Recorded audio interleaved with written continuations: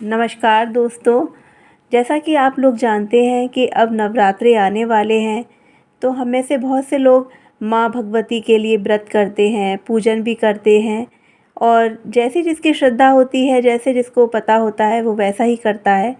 परंतु कभी-कभी ऐसा होता है कि हम कुछ ऐसी चीज़ें कर देते हैं जिससे कि माँ भगवती हमसे प्रसन्न होने की बजाय हमसे नाराज़ भी हो जाती हैं।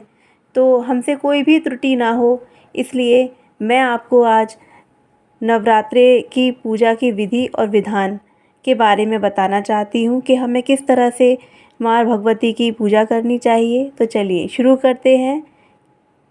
श्री दुर्गा पूजा विशेष रूप से वर्ष में 2 बार चैत्र व अश्विन मास के शुक्ल पक्ष की प्रतिपदा से आरंभ होकर नवमी तक होती है।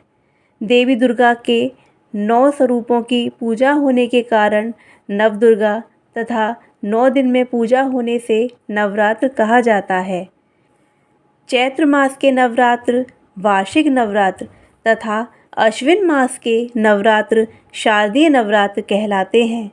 भगवती दुर्गा का साधक भक्त स्नान आदि से शुद्ध होकर शुद्ध वस्त्र पहनकर पूजा स्थल को सजाए।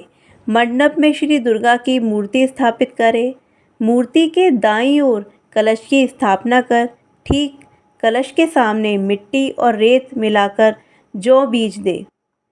मंडप के पूर्व कोने में दीपक की स्थापना करें। पूजन में सर्वप्रथम गणेश जी का पूजन करके अन्य देवी देवताओं का पूजन करें। उसके बाद जगदम्बा का पूजन करें। पूजन सामग्री में जल, चंदन, रोली, कलावा, अक्षत, पुष्प, पुष्पमाला, धूप, दीप, नैवेद्य, फल, पान, सुपारी, लौंग, इलायची, आसन, चौकी, पूजन पात्र, कलश आदि होने चाहिए। अब कुमारी पूजन कैसे करें, इसके बारे में भी जान लीजिए। 8 या 9 दिन तक इस प्रकार पूजा करने के बाद महाअष्टमी या रामनवमी को पूजा करने के बाद कुमारी कन्याओं को खिलाना चाहिए। इन कुमारियों की संख्या 9 हो तो अति उत्तम है, नहीं तो कम से कम 2 तो होनी ही चाहिए।